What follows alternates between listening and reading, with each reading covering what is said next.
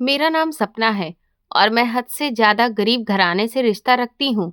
वैसे तो मैं अपने माँ बाप की इकलौती बेटी थी, मगर मैं इकलौती औलाद नहीं थी, क्योंकि मेरा एक सौतेला भाई भी था जिसका नाम अजय था। वो मेरे पापा की पहली पत्नी की निशानी था। पापा अक्सर बताते थे कि वो बहुत बीमार रहती थीं, लेकिन उनके मायके वाले हमेशा यही शक करते थे कि पापा ने उन्हें कुछ जानलेवा देकर मारा है। हालांकि ये बिल्कुल झूठ था, क्योंकि पापा तो उनसे बहुत प्यार करते थे और उनके इलाज में कोई कसर भी नहीं छोड़ी थी। मगर मौत तो सच्चाई है और वो अपने मासूम बेटे को छोड़कर इस दुनिया से विदा हो गईं। उनके देहांत के बाद अजय को उसकी ननिहाल वाले अपने साथ ले गए थे। उस वक्त पापा भी जवान थे और उनकी पहली पत्नी का देहांत हुए भी सिर्फ 3 साल ही गुजरे थे कि घर के दबाव और मेरी दादी व बुआ के बार बार कहने पर उन्होंने दूसरी शादी मेरी माँ से कर ली। मेरी माँ उम्र में पापा से काफी छोटी थी और बहुत ही भली औरत थी। शादी के कई साल तक उनके यहाँ औलाद नहीं हुई, तो पापा अक्सर अजय को मिलने और वापस लाने के लिए उसके ननिहाल जाते थे, मगर वहां से उन्हें हमेशा खाली हाथ लौटना पड़ता था। अजय के मामा और नानी ने उसके दिल में पापा के खिलाफ नफरत कूट कूट कर भर दी थी और वो अपने पापा को अपनी माँ का मुजरिम समझता था। वहां के लोग उसे पापा के खिलाफ खूब भड़काते थे कि तुम्हारा बाप जालिम है। वक्त गुजरता गया और फिर भगवान ने मेरी माँ की भी सुन ली और मैं पैदा हुई। मेरे माँ बाप की खुशी का कोई ठिकाना नहीं था। पापा को लगा कि शायद बहन की पैदाइश की खबर से अजय का दिल पिघल जाएगा और वो वापस आ जाएगा, इसलिए पापा उसे लेने के लिए फिर गए। मगर इस बार अजय 10 साल का हो चुका था और उसने साफ मना कर दिया। लेकिन फिर अचानक हालात बदले और अजय के ननिहाल वालों ने उसे कहा कि तुम्हें जाना चाहिए। तुम अपने बाप की सारी जायदाद के इकलौते वारिस हो और तुम्हें अपना अधिकार नहीं छोड़ना चाहिए। पापा की जायदाद कोई बहुत बड़ी नहीं थी, बस एक छोटा सा घर और थोड़ा सा जमीन का टुकड़ा, मगर उसी की खातिर भाई वापस आ गया। पापा बहुत खुश हुए थे और उन्होंने मम्मी से कहा कि जिस तरह वो अपनी सगी बेटी को समझती है, उसी तरह मेरे इस बेटे को भी समझे। इसे कभी भी माँ की कमी महसूस नहीं होनी चाहिए और खबरदार जो कभी इसे शिकायत का मौका दिया। मेरी मम्मी ने पापा के हुक्म को सर आंखों पर रखा। वो मुझे रोता हुआ भी छोड़ देती थी, मगर अजय भैया के काम सबसे पहले करती थी। वो भाई की हर जरूरत का ख्याल रखती थी, लेकिन भैया का व्यवहार मम्मी के साथ बिल्कुल अच्छा नहीं था। यहाँ तक कि वो छोटी छोटी बातों पर मम्मी को मारने पीटने भी लगता था और बदतमीजी की हद पार कर देता था। मम्मी ये बात पापा से छुपा लेती थी कि कहीं पापा को ये बात मालूम हुई तो आपस में दोबारा गलतफहमियां ना पैदा हो जाएं और वो कहीं फिर से वापस न चला जाए, क्योंकि मम्मी जानती थी कि पापा अपने बेटे से बहुत प्यार करते हैं और उसे दोबारा खोना नहीं चाहते। लेकिन भैया का व्यवहार दिन ब दिन और बिगड़ता जा रहा था और उसका उठना बैठना भी अच्छे लोगों के साथ नहीं था, बल्कि वो मोहल्ले के आवारा और बदमाश लड़कों में बैठने लगा था। अब मम्मी से ये सब बर्दाश्त नहीं होता था। पापा को भी ये बात पता चल गई थी कि भैया बुरे लोगों की संगत में रहता है, मगर वो बेटे के प्यार में अंधे हो चुके थे। वो किसी की एक नहीं मानते थे। अगर पापा उसे कभी कुछ समझाने की कोशिश करते तो लड़ाई झगड़ा होने लगता और वो कहता कि अपनी बेटी का ख्याल करो, मेरा ख्याल छोड़ दो। मुझे तुम्हारी किसी भी राय की जरूरत नहीं है। जब से मैंने होश संभाला था, मैंने भैया को हमेशा अपनी मम्मी से लड़ते झगड़ते ही देखा और माँ को हमेशा रोते देखा। मैंने उनके मुंह से यही सुना था कि काश ये मुझे अपनी माँ मान लेता तो घर का सुकून कभी बर्बाद ना होता। माँ ये सोचती थी कि अगर ये सुधर गया तो शायद हमारी जिंदगी संवर जाएगी, लेकिन माँ नहीं जानती थी कि वो अपनी जिंदगी के साथ साथ मेरी जिंदगी भी खराब करेगा और इस घर को बर्बाद करके रख देगा। घर का माहौल इतना कलेश से भरा हो चुका था कि हर वक्त एक अनजाना डर हावी रहता था कि ना जाने कब भाई का गुस्सा फट पड़े और कोई नया तूफान खड़ा हो जाए। पापा भी अब खामोश रहने लगे थे, क्योंकि वो समझ चुके थे कि पानी सर से गुजर चुका है, मगर वो बेबस थे।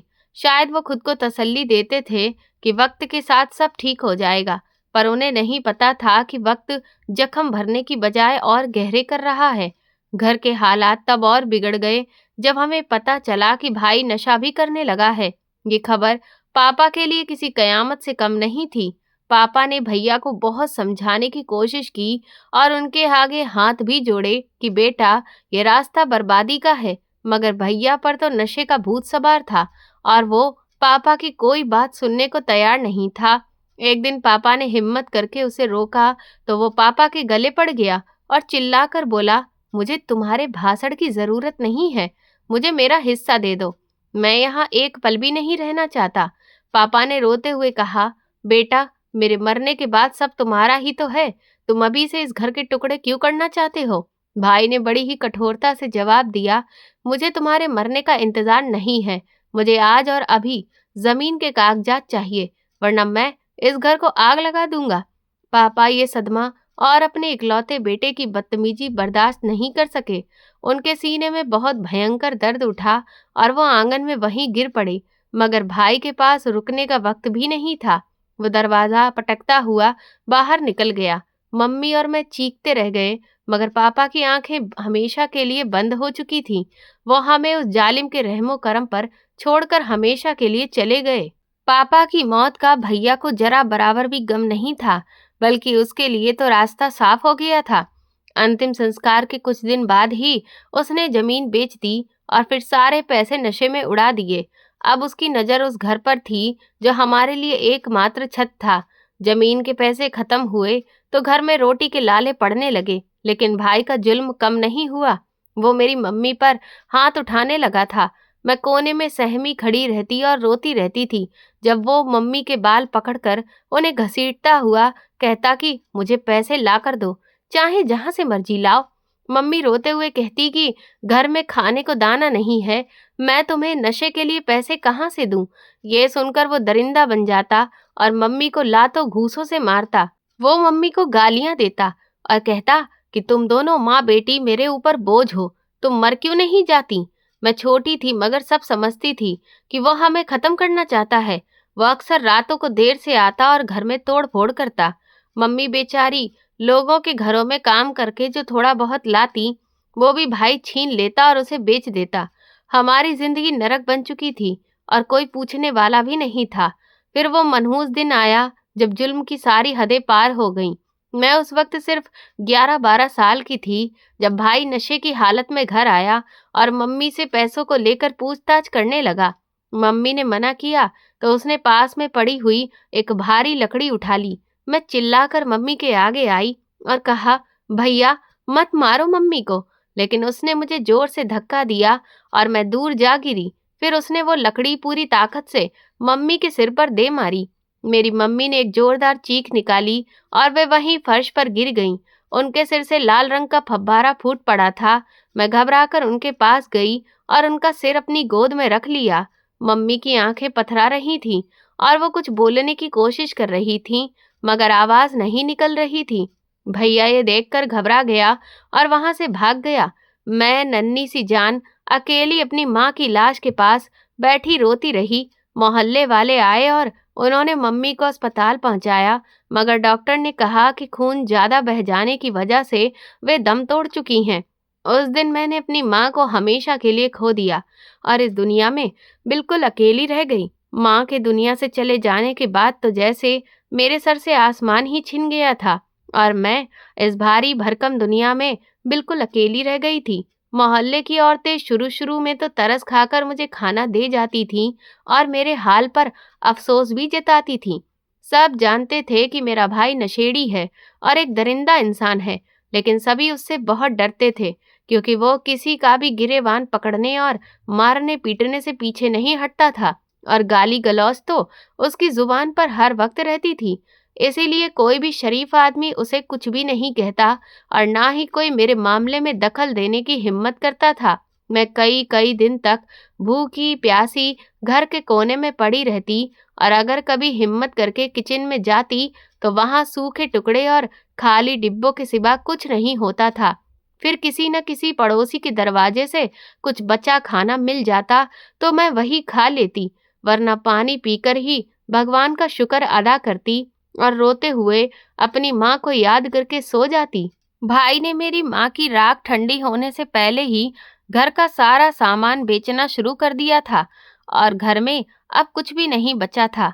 यहाँ तक कि वो किचन के बर्तन और आंगन में बिछी हुई चारपाई भी कौड़ियों के भाव बेचकर अपने नशे का सामान ले आया था।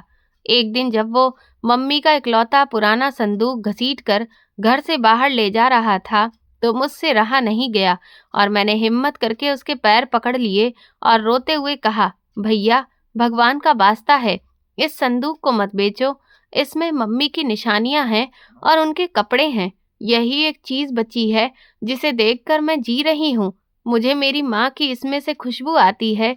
प्लीज इसे लेकर मत जाओ।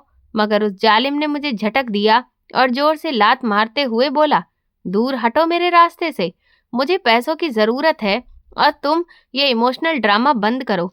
मुझे तुम्हारी माँ की निशानियों से कोई फर्क नहीं पड़ता और अगर तुमने दोबारा मुझे रोकने की कोशिश की तो याद रखना, इस संदूक की जगह तुमको बेच दूंगा और फिर रोती रहना।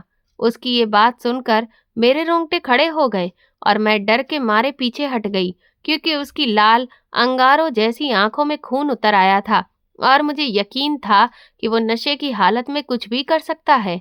इसलिए मैं खामोश हो गई और वो मेरी आंखों के सामने मेरी माँ की आखिरी निशानी भी बेच आया। मैं लाचारी की तस्वीर बनी, सब देखती रही। वक्त इसी तरह खिंचता चला गया और मैं जुल्म की चक्की में पिसती रही, यहाँ तक कि मैं अब 17 साल की हो गई थी और अब मैं घर से बाहर निकलने से भी डरती थी कि कहीं भैया के दोस्त या मोहल्ले के बदमाश लड़के मुझे परेशान ना करें। मगर घर के अंदर भी मैं सुरक्षित नहीं थी, क्योंकि घर का रखवाला ही अब मेरा दुश्मन बन चुका था। भाई का व्यवहार मेरे साथ बिल्कुल बदल चुका था। वो मुझे मारता पीटता कम था, लेकिन घूरता ज्यादा था और उसकी नजरों में एक अजीब सी भूख और लालच होती थी जो मुझे बहुत ज्यादा डरा देती थी। मुझे लगता था कि जैसे वो मुझे किसी चीज की तरह तौल रहा है। एक रात वो घर आया तो उसके साथ एक अजनबी आदमी भी था, जिसकी शक्ल से ही दरिंदगी टपक रही थी। उसे देखकर मैं तुरंत अपने कमरे में भाग गई और अंदर से कुंडी लगा ली। लेकिन भाई ने दरवाजा जोर जोर से खटखटाया और चिल्लाकर बोला, दरवाजा खोलो सपना, ये मेरा खास दोस्त है और ये तुम्हारे लिए कुछ लेकर आया है। बाहर आओ, इससे मिलो। मैं अंदर से रोते हुए बोली, भैया, मुझे कुछ भी नहीं चाहिए, इन्हें यहाँ से भेज दो। मैं बाहर नहीं आऊंगी, मुझे डर लग रहा है। भैया ने गुस्से में दरवाजे पर जोर से लात मारी और दहाड़ते हुए कहा, अगर तुम शराफत से बाहर नहीं आई तो मैं दरवाजा तोड़ दूंगा और फिर तुम्हारा जो हाल करूंगा वो तुम सोच भी नहीं सकती। इसलिए बेहतर है कि चुपचाप बाहर आ जाओ। मैं कांपते हुए दुपट्टे में खुद को छुपाते हुए बाहर निकली तो वो अजनबी मुझे ऊपर से नीचे तक टटोलने वाली नजरों से देखने लगा और उसने भाई की तरफ देखकर एक मक्कार मुस्कुराहट के साथ कहा, माल तो बहुत अच्छा है अजय, तुमने बिल्कुल ठीक कहा था। इसके तो अच्छे दाम मिल जाएंगे, ये तो लाखों की चीज है। ये सुनकर मेरे पैरों तले से जमीन निकल गई और मुझे भाई की वो धमकी भी याद आ गई जो उसने संदूक बेचते वक्त दी थी कि वो मुझे भी बेच देगा। मैंने भाई की तरफ देखा और हाथ जोड़कर कहा, भैया, ये कैसी बातें कर रहे हो? ये कौन है और क्या दाम लगाने की बात हो रही है? भगवान के लिए मुझे मत बेचना, मैं तो आपकी बहन हूं ना, मैं आप पर भरोसा करती हूँ। भाई ने बेरहमी से मेरा हाथ झटका और मेरा जबड़ा दबोच कर बोला, अपना मुंह बंद करो और अंदर जाओ। जब बड़ों की बात हो रही हो तो बीच में नहीं बोलते। ये सेठ साहब हैं और ये हमारी गरीबी दूर कर देंगे। अब तुम जाओ और बकवास मत करना। मैं रोती हुई वापस कमरे में आ गई और दरवाजा बंद करके वहीं चौखट पर गिर गई। मैं दरवाजे से कान लगाकर बाहर होने वाली बातचीत सुनने लगी, जहां मेरा सौतेला भाई मेरी कीमत लगा रहा था। बाहर से सेठ की आवाज आ रही थी, माल तो अच्छा है लेकिन लड़की दुबली पतली बहुत है, इसके मैं तुम्हें 2 लाख से ज्यादा नहीं दूंगा। भाई की आवाज आई, सेठ साहब, क्या बात करते हो? पूरे मोहल्ले में ऐसी लड़की नहीं मिलेगी। ये तो बिल्कुल कुंवारी और घरेलू है, इसके 3 लाख तो बनते ही हैं। मैं अंदर ये सब सुनकर कांप रही थी कि मेरी इज्जत का सौदा कुछ कागज के टुकड़ों के बदले किया जा रहा था। मुझे यकीन नहीं हो रहा था कि खून इतना सफेद भी हो सकता है। तभी अचानक मेरे कमरे का दरवाजा जोरदार धमाके से खुला और भाई अंदर दाखिल हुआ। उसके चेहरे पर वहशीपन साफ दिख रहा था, जिससे वो खुश लग रहा था। वो लड़खड़ाता हुआ मेरी तरफ बढ़ा और मेरा बाजू दबोच कर बोला, चल उठ बाहर आ, तेरी किस्मत जाग गई है। आज तू इस घर से विदा हो जाएगी और मुझे मेरे पैसे मिल जाएंगे। मैं रोते हुए उसके पैर पकड़कर गिड़गिड़ाई, भैया मुझे मत बेचो, मैं तुम्हारे घर के बर्तन धो लूंगी, तुम्हारे जूते साफ कर लूंगी, मुझे इन दरिंदों के हवाले मत करो।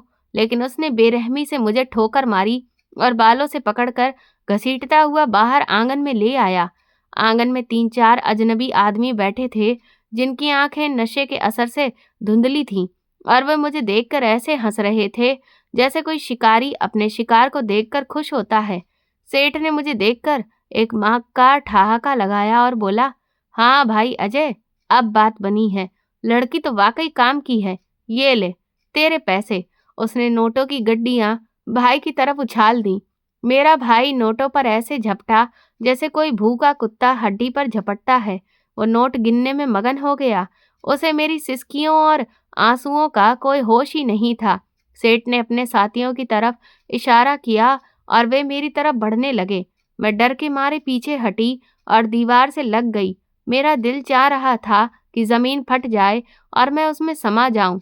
सेठ ने आगे बढ़कर मेरा हाथ पकड़ने की कोशिश की तो मैंने पूरी ताकत से उसे धक्का दिया और चिल्लाई, खबरदार, जो मुझे हाथ लगाया मैं जान दे दूंगी, मगर तुम्हारे साथ नहीं जाऊंगी। इस पर वे सब हंसने लगे और भाई ने नोट जेब में डालते हुए कहा, ज्यादा नखरे मत कर, अब ये तेरे मालिक हैं, जो कहेंगे वही करना होगा। चुपचाप इनके साथ गाड़ी में बैठ जा, वरना मैं तुझे बंद करके भेज दूंगा। ये वो लम्हा था जब मुझे एहसास हुआ कि अब रोने धोने का कोई फायदा नहीं। अगर मैंने अब कुछ नहीं किया तो मेरी जिंदगी बर्बाद हो जाएगी और मैं इन दरिंदों का निवाला बन जाऊंगी। वे लोग अपनी जीत के नशे में चूर थे और भाई पैसे मिलने की खुशी में अंधा हो चुका था। घर का मेन गेट खुला हुआ था क्योंकि उनकी गाड़ी बाहर खड़ी थी। मैंने एक लम्हे के लिए अपनी सांस रोकी और भगवान का नाम लेकर पूरी ताकत से गेट की तरफ भागी। वे सब एकदम हड़बड़ा गए। भैया चिल्लाया, पकड़ो इसे, ये भाग रही है। सेठ और उसके आदमी भी मेरे पीछे दौड़े, लेकिन अपनी इज्जत बचाने के डर ने मेरे पैरों में जैसे पंख लगा दिए थे। मैं नंगे पैर अंधेरी गली में भाग रही थी। पीछे से उनके कदमों की आवाज आई और भैया की गालियां भी सुनाई दे रही थीं। मेरी सांसें धौंकनी की तरह चल रही थी। गले में कांटे चुभ रहे थे, लेकिन मैं रुक नहीं सकती थी क्योंकि मेरे पीछे मौत का साया मंडरा रहा था और मैं जानती थी कि अगर मैं एक पल भी सुस्त पड़ी तो वो दरिंदे मुझे नोच कर खा जाएंगे। गलियों का अंधेरा ही मेरा एकमात्र सहारा था, जिसमें मैं खुद को छुपाने की कोशिश कर रही थी। मेरे नंगे पैर पत्थरों और कांटों से जख्मी हो चुके थे, मगर दर्द का एहसास खत्म हो चुका था। सिर्फ इज्जत बचाने की फिक्र थी। पीछे से भाई की आवाज करीब आ रही थी, जो गलियों में गूंज रही थी। वो चिल्ला रहा था, सपना रुक जा, वरना जान ले लूंगा। उसकी आवाज सुनकर मेरा दिल डर के मारे बंद होने लगता था, मगर मैंने हिम्मत नहीं हारी। मैं एक तंग गली से निकलकर दूसरे मोहल्ले की तरफ भागी, जहां सन्नाटा कुछ ज्यादा था। मुझे समझ नहीं आ रहा था कि मैं कहाँ जाऊं और किसका दरवाजा खटखटाऊं, क्योंकि इस जालिम समाज में कोई भी अकेली लड़की को पनाह देने के लिए तैयार नहीं होता, उल्टा उसी पर सवाल उठता है। मैंने एक पुरानी दीवार की ओट में खुद को छुपाया ताकि अपनी उखड़ी हुई सांसें थोड़ी ठीक कर सकूं। तभी मुझे कुछ दूरी पर कदमों की आवाज सुनाई दी और भाई की आवाज आई, जो अपने साथियों से कह रहा था, वो यहीं कहीं छिपी होगी, उसे ढूंढो, वो ज्यादा दूर नहीं जा सकती। सेठ का गुस्सा झेल नहीं पाएगा अजय।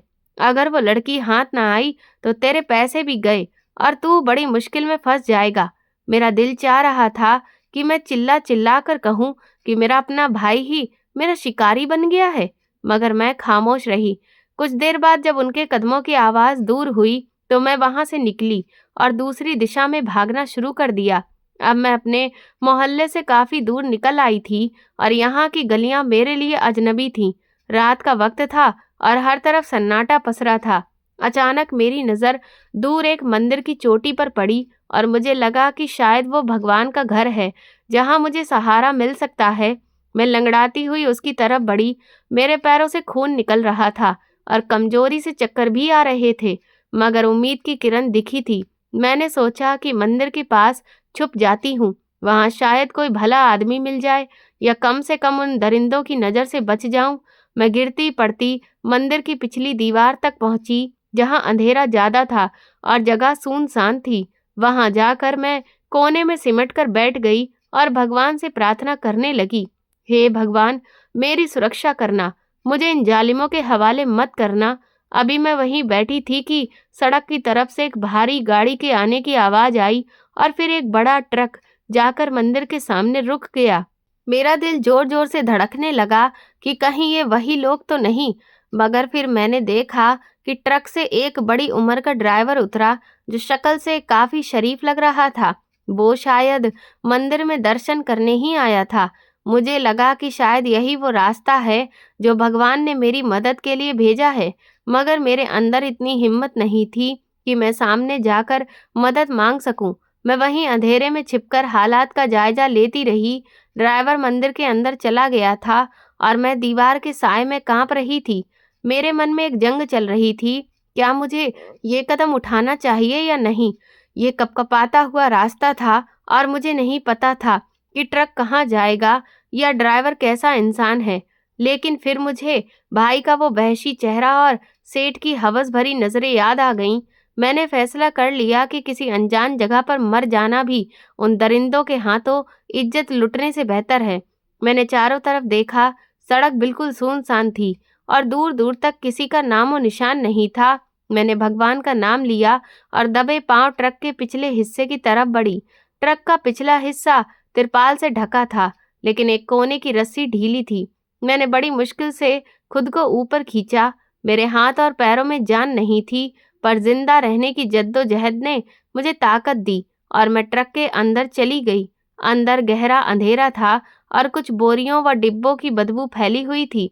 मैं सामान की बड़ी बड़ी पोटलियों के पीछे छुप गई और कोने में सिमट कर बैठ गई, ताकि अगर कोई झांक कर देखे भी तो मैं नजर ना आऊं। मेरा दिल अभी भी जोर जोर से धड़क रहा था और कान बाहर लगी आवाजों पर टिके थे। थोड़ी देर बाद ड्राइवर वापस आया। ट्रक का भारी दरवाजा बंद हुआ, इंजन स्टार्ट हुआ और ट्रक चल पड़ा। जैसे जैसे रफ्तार बढ़ी, मुझे लगा कि मैं उस नरक से दूर जा रही हूँ जहाँ मेरा अपना भाई मेरी बोली लगा रहा था। ट्रक के पहियों की आवाज और सड़क की कंपन ने मेरे थके हुए जिस्म को सुन्न कर दिया और कब मैं बोरियों के बीच बेहोश हो गई, मुझे खुद पता ही नहीं चला। न जाने कितने घंटे बीत गए। फिर धीरे धीरे मुझे किसी की धीमी आवाजें सुनाई दी। मैंने भारी पलकों को उठाया तो दिमाग पर चक्कर सा छा गया। मैंने सोचा मैं अभी भी ट्रक में हूँ, लेकिन जैसे ही होश आया तो मेरा दिल दहल गया।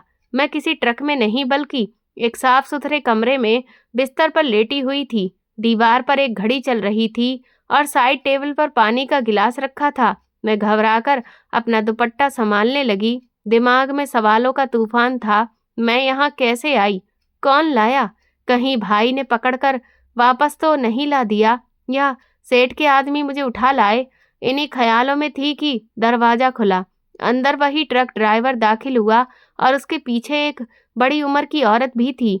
उन्हें देखते ही मैं सहम गई और चिल्लाने ही वाली थी कि उस औरत ने आगे बढ़कर मेरे सिर पर प्यार से हाथ रखा और बोली, बेटी डरो मत, तुम अपने घर में ही हो। ये सुनकर मैं हैरान रह गई कि ये लोग कौन हैं और मुझे यहाँ पर क्यों लेकर आए हैं।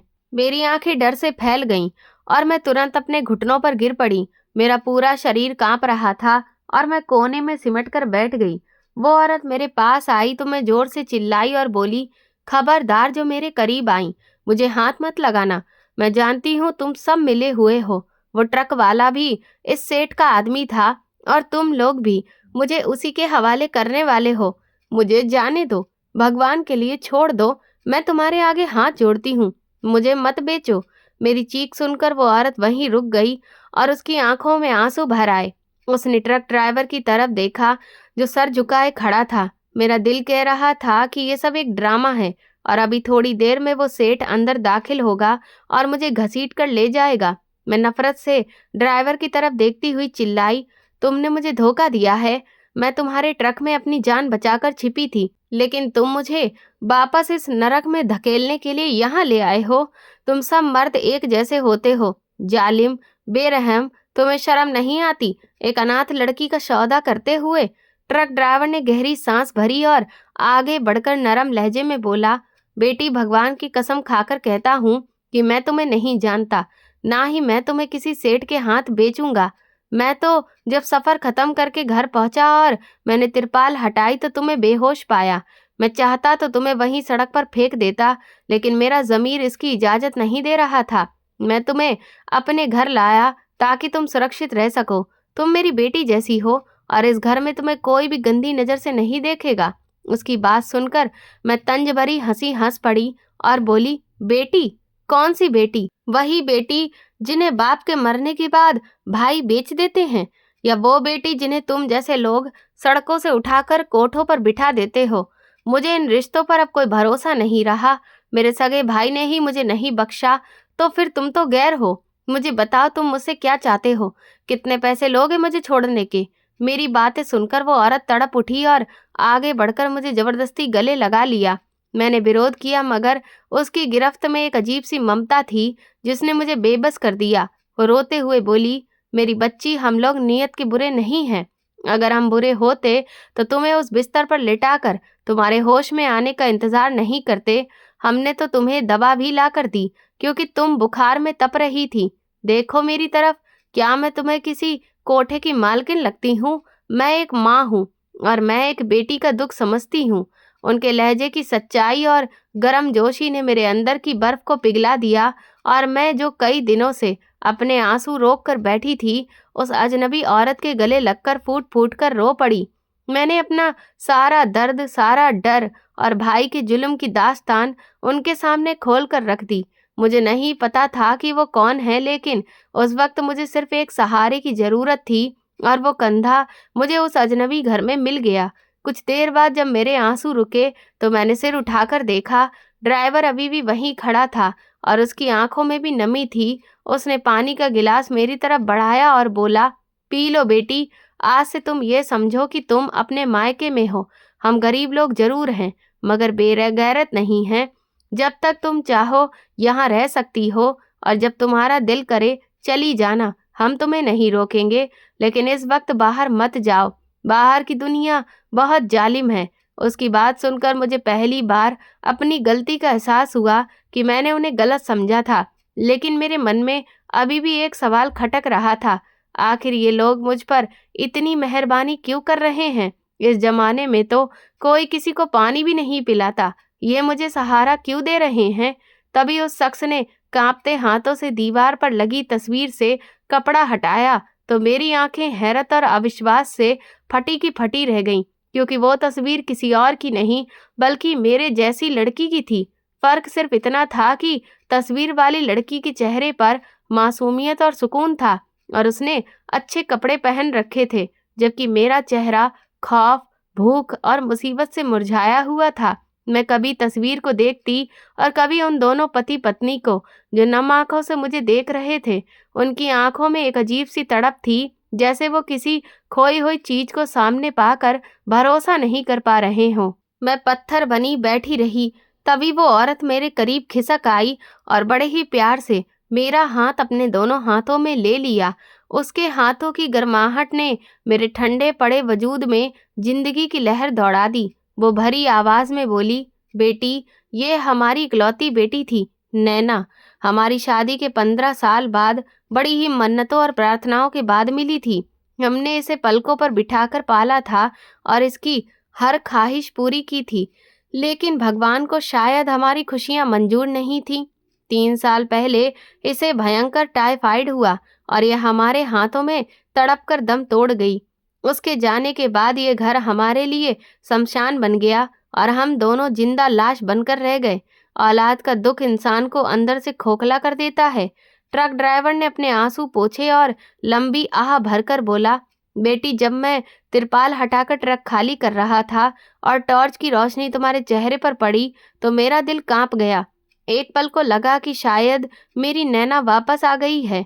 तुम्हारे नैन नक्श, तुम्हारी कद काठी, सब कुछ मेरी बेटी जैसा है। मैं चाहता तो तुम्हें वहीं सड़क पर उतार सकता था या पुलिस के हवाले कर सकता था, लेकिन मेरा पिता वाला दिल नहीं माना कि अपनी बेटी जैसी शक्ल वाली लड़की को थाने कचहरी के चक्कर लगवाऊं या दोबारा सड़क पर बेसहारा छोड़ दूं। इसलिए मैं तुम्हें छुपाकर अपने घर ले आया कि शायद भगवान ने हमारे सब्र का फल दिया है और हमारी वीरान झोली में दोबारा से एक फूल डाल दिया है। हम तुमसे कोई बदला नहीं चाहते, ना ही तुम्हारी कोई कीमत। हम सिर्फ तुम्हें सुरक्षा देना चाहते हैं, क्योंकि हम जानते हैं कि एक जवान बेटी का घर से बाहर होना कितना खतरनाक है। उनकी बातें सुनकर मेरे अंदर का सब्र का बांध टूट गया और मेरे दिल से सारा डर और बदगुमानी मिट गई जो मैं कई घंटों से अपने सीने में दबाए बैठी थी। मैंने रोते हुए उन्हें अपनी जिंदगी का एक एक पन्ना खोलकर सुना दिया। मैंने बताया कि मेरा नाम सपना है और मैं भी कभी बड़े ही लाड़ों से पाली गई थी, लेकिन मेरी माँ के मरने के बाद मेरे सौतेले भाई ने मुझ पर कैसे कैसे जुल्म ढाए। मैंने उन्हें बताया कि कैसे उसने मुझे भूखा रखा, मारा पीटा और आखिरकार कुछ पैसों की खातिर मेरी इज्जत का सौदा कर दिया। मैंने सिसकते हुए कहा, मैं कोई भागी हुई मुजरिम या आवारा लड़की नहीं हूँ। मैं तो अपनी जान और इज्जत बचाने के लिए उस अंधेरी रात में निकल भागी थी। मेरे भाई ने मुझे बेचने के लिए सेठ से पैसे लिए थे और अगर मैं वहां से ना भागती तो आज मैं किसी कोठे की रौनक होती और मेरी जिंदगी नरक बन चुकी होती। मेरी दर्दनाक दास्तान सुनकर वो दोनों पति पत्नी दहाड़े मार मार कर रो पड़े। उनका दिल मेरे दुख से फट रहा था और वो औरत बार बार मेरी भलाई का हाल ले रही थी। ट्रक ड्राइवर यानी मेरे नए मुंह बोले पिता ने मेरे सर पर हाथ रखकर कहा, बेटी आज से तुम लावारिस नहीं हो और ना ही बेसहारा। आज से तुम हमारी बेटी नैना हो। जो इज्जत और मुकाम इस घर में नैना का था वही आज से तुम्हारा है। हम गरीब लोग जरूर हैं, लेकिन वादा करते हैं कि जब तक हमारी जान में जान है तब तक तुम्हें कोई भी गंदी नजर से नहीं देख सकेगा, ना ही तुम्हारा वो जालिम भाई तुम्हारा एक बाल भी बाका कर सकेगा। क्या तुम हम दोनों बूढ़ों को अपने माँ बाप का दर्जा दोगी और हमारे बुढ़ापे का सहारा बनोगी? मैं उनके कदमों में गिरकर उनकी बात मान ली। उसी दिन मुझे पहली बार एहसास हुआ कि खून के रिश्ते ही सब कुछ नहीं होते, बल्कि कई बार इंसानियत और एहसास के रिश्ते खून के रिश्तों से भी ज्यादा मजबूत होते हैं। वो दोनों मुझे अपनी बेटी मान चुके थे और मैं भी दिल से उन्हें अपने माँ बाप का दर्जा दे चुकी थी। उस घर में रहते हुए मुझे कुछ हफ्ते ही हुए थे, मगर ये कुछ हफ्ते मेरी पिछली जिंदगी पर बहुत भारी थे और वो दोनों जिन्हें मैं अब बाबा और अम्मा कहती थी, मुझे इतना प्यार देते कि मैं धीरे धीरे अपने अतीत के जख्म भूलने लगी। बाबा राजेश शाम को घर आते तो मेरे लिए कभी फल कभी मिठाई ले आते और अम्मा संतोषी तो हर वक्त मेरे आगे पीछे घूमती रहती। मुझे लगा था कि शायद अब मेरी मुश्किलें खत्म हो चुकी हैं और वो काली रात जो मेरी जिंदगी पर छाई हुई थी हमेशा के लिए ढल चुकी है। लेकिन मैं भूल गई थी कि जिस भाई की रगों में खून की जगह लालच और हवस दौड़ रही थी, वो इतनी आसानी से अपने शिकार को हाथ से निकलने नहीं देगा। मुझे पता नहीं था कि मेरी खुशियों पर एक बार फिर किसी की बुरी नजर लगने वाली है और वो तूफान जो थम चुका था दोबारा पूरी शिद्दत से मेरी जिंदगी में तबाही मचाने आने वाला है। एक दोपहर हम आंगन में बैठे थे। अम्मा मुझे दुपट्टे पर कढ़ाई करना सिखा रही थी और हवा में एक सुकून भरी खामोशी थी कि अचानक बाहर गेट पर जोरदार दस्तक हुई। ये दस्तक साधारण नहीं थी, बल्कि ऐसा लग रहा था जैसे कोई दरवाजा तोड़ने की कोशिश कर रहा हो। मेरा दिल दहल गया और मेरे हाथ से सुई गिर गई। अम्मा ने घबराकर मेरी तरफ देखा और बोली, बेटी तुम अंदर कमरे में चली जाओ, मैं देखती हूँ कौन है। मैं कांपती टांगों के साथ कमरे की तरफ भागी और दरवाजे की ओर से झांकने लगी। जैसे ही अम्मा ने दरवाजा खोला, पुलिस की वर्दी में कुछ सिपाही अंदर दाखिल हुए। उनके पीछे वो चेहरा था जिसे देखकर मेरी आत्मा जैसे शरीर से निकल गई। वो मेरा सौतेला भाई अजय था। उसके चेहरे पर जीत भरी मुस्कुराहट और आंखों में वही पुराने वहशीपन की चमक थी। उसने उंगली से अम्मा की तरफ इशारा किया और इंस्पेक्टर की तरफ मुड़कर बोला, सर यही है वो घर और ये है वो औरत जिसने अपने पति के साथ मिलकर मेरी नाबालिग बहन को अगवा किया है। ये लोग इसे बेचने का प्लान बना रहे हैं। अजय के मुंह से ये झूठ सुनकर मेरे पैरों तले जमीन खिसक गई। उल्टा चोर कोतवाल को डांटे वही हाल था। वो अपना जुर्म इन मासूम लोगों पर थोप रहा था। इंस्पेक्टर आगे बढ़ा, उसने अम्मा को धक्का दिया और कड़क आवाज में बोला, कहाँ छुपा रखा है लड़की को? शराफत से बाहर लेकर आओ, वरना पूरे घर की तलाशी लेंगे और फिर जो हाल होगा जिंदगी भर याद रखोगी। अम्मा बेचारी हक्का बक्का रह गई, हाथ जोड़कर बोली, साहब आप गलत समझ रहे हैं, हमने किसी को अगवा नहीं किया, बच्ची तो खुद मुसीबत की मारी हमारे पास आई थी। अम्मा की बात पूरी होते होते अजय चिल्लाया, बकवास बंद कर बुढ़िया, तुमने मेरी मासूम बहन को बरगलाया है। मैं जानता हूँ तुम जैसे लोग अनाथ लड़कियों को फंसाकर उनका सौदा करते हो।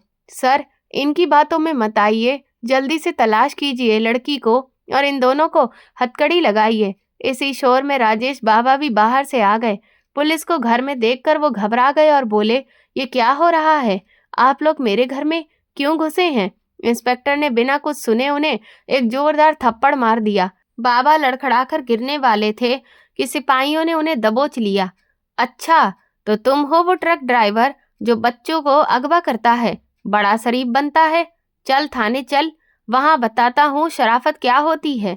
बाबा रोते हुए बोले, सर मैं बेगुनाह हूँ, वो मेरी बेटी जैसी है, पूछताछ कर लीजिए। लेकिन वहां सुनने वाला कौन था? अजय मौका देख मेरे कमरे की तरफ लपका। मैं कोने में छुपी कांप रही थी। उसने मेरा बाजू इतनी जोर से दबोचा कि लगा कि मेरी हड्डी ही टूट जाएगी।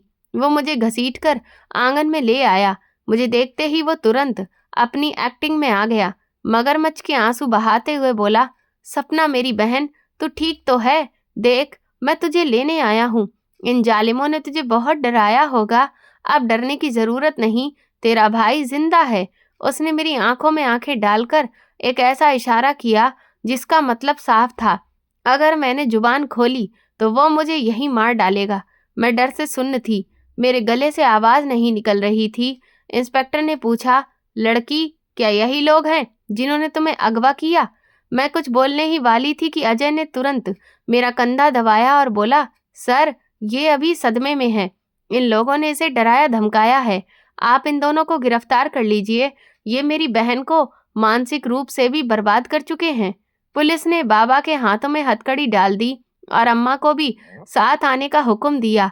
मेरा दम घुट गया। जिस आदमी ने मुझे बेटी बनाकर सहारा दिया था, आज वो मेरी वजह से बेइज्जत हो रहा था।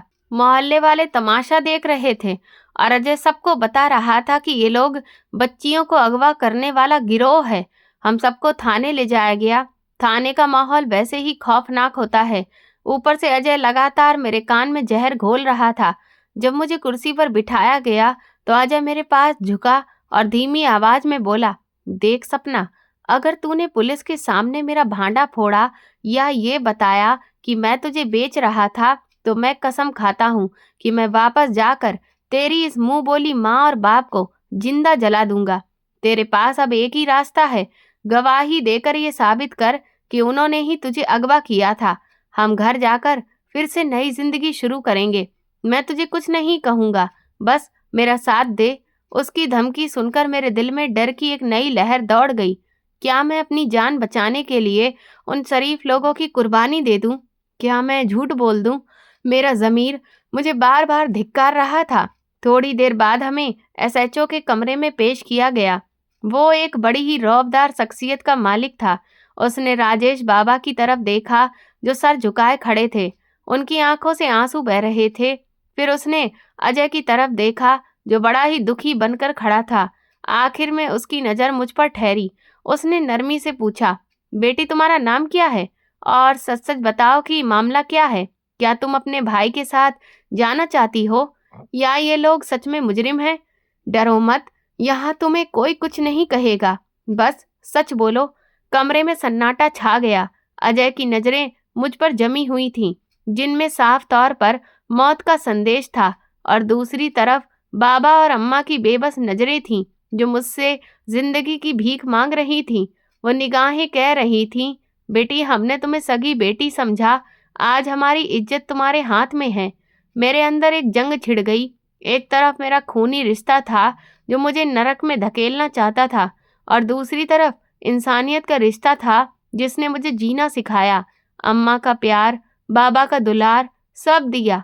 मुझे वो पल याद आया जब उन्होंने मुझे अपनी बेटी मान लिया था। मैंने एक लंबी सांस ली, अपनी मुट्ठियां भींची और फैसला कर लिया, अब चाहे मेरी जान ही क्यों न चली जाए, मैं जुल्म के आगे सिर नहीं झुकाऊंगी। मैंने इंस्पेक्टर की आंखों में आंखें डालकर कहा, साहब, मैं बयान देना चाहती हूँ, लेकिन मेरी आपसे गुजारिश है कि मेरे भाई को मुझसे दूर खड़ा किया जाए। अजय का चेहरा ये सुनते ही एकदम रंग से उड़ गया। वह आगे बढ़ने की कोशिश करने लगा। सपना, तुम ये क्या कह रही हो? पर सिपाही ने उसे रोक दिया। मैं अपनी कुर्सी से उठी और कांपती उंगली से अपने भाई की तरफ इशारा कर चिल्लाई, साहब, ये आदमी झूठ बोल रहा है। मुझे इन बूढ़े माँ बाप ने अगवा नहीं किया था, बल्कि मैं इस दरिंदे से अपनी जान बचाकर भागी थी। ये मेरा भाई नहीं, मेरा सौदागर है। इसे उस रात में इसने मुझे सेठ के हाथों बेच देना था और मैं अपनी इज्जत बचाने के लिए दीवार कूदकर भागी थी। ये ट्रक ड्राइवर नहीं बल्कि मेरा रखवाला है, जिसने मुझे सड़क से उठाकर अपनी बेटी की तरह रखा। मेरी बात सुनकर थाने में मौजूद हर आदमी पत्थर का हो गया। अजय के चेहरे की हवाइयां उड़ गईं। कल तक डरी हुई लड़की आज उसके गिरेबान पर हाथ डाल रही थी। ये उसने सोचा भी नहीं था। एसएचओ ने गुस्से से अजय की तरफ देखा और सिपाहियों को इशारा किया, इसे पकड़ लो। अजय विरोध करने लगा, साहब, ये झूठ बोल रही है, ये पागल हो गई है, इसने मेरे खिलाफ साजिश की है।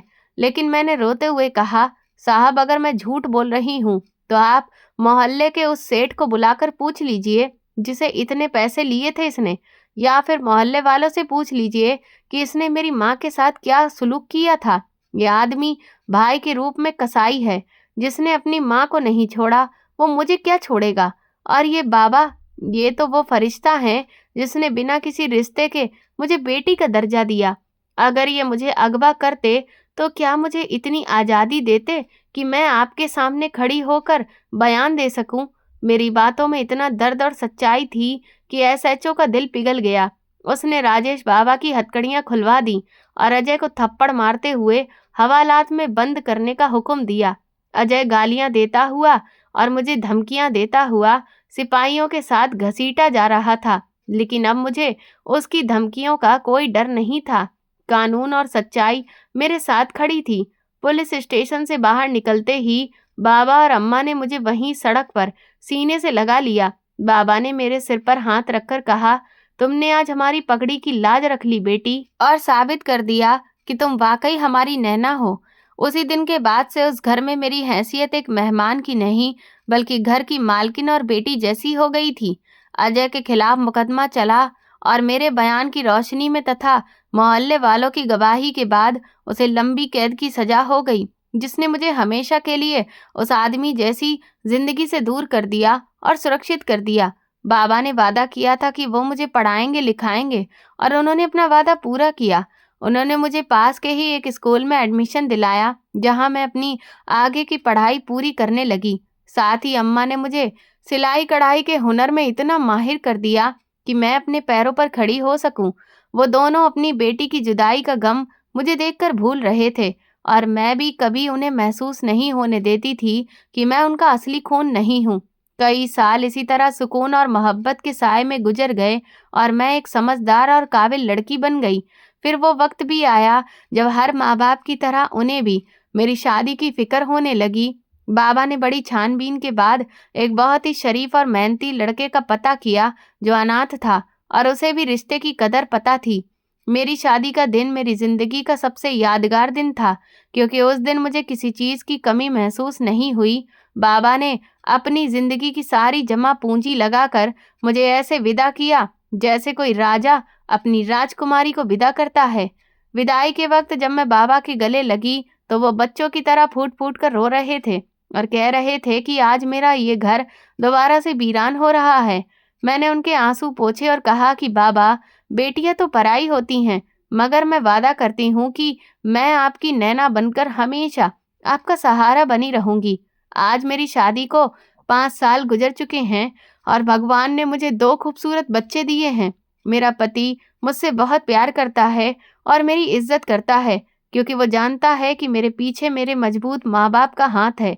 मैं हर हफ्ते बाकायदा अपने मायके जाती हूँ, बिल्कुल इसी तरह जैसे लड़कियां अपने सगे माँ बाप के घर जाती हैं। जब मैं उस गली में पहुंचती हूँ तो बाबा दरवाजे पर ही मेरा इंतजार कर रहे होते हैं और अम्मा मेरे बच्चों को देखकर खिल उठती हैं। उनकी आंखों में जो चमक और प्यार मैं देखती हूँ, कई बार सोचती हूँ कि अगर उस रात मैं उस ट्रक में ना चढ़ती तो शायद आज किसी गंदगी के ढेर पर पड़ी होती। भगवान ने मुझे एक भाई के रूप में मुश्किल दी तो दूसरे अजनबी के रूप में सुकून भी भेज दिया। ये कहानी सिर्फ मेरी नहीं बल्कि एक सबक की है कि खून के रिश्ते ही सब कुछ नहीं होते। हमारे समाज में अक्सर अनजान रिश्तों को बदनाम किया जाता है, मगर मेरा अपना भाई ही मेरा दुश्मन बन गया और वे लोग जिनसे मेरा कोई दूर दूर तक रिश्ता भी नहीं था, वही मेरे रखवाले बन गए।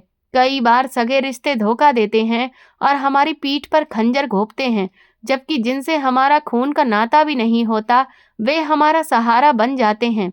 इसीलिए रिश्तों का मोल खून से नहीं बल्कि एहसास, अपनेपन और इंसानियत से होता है।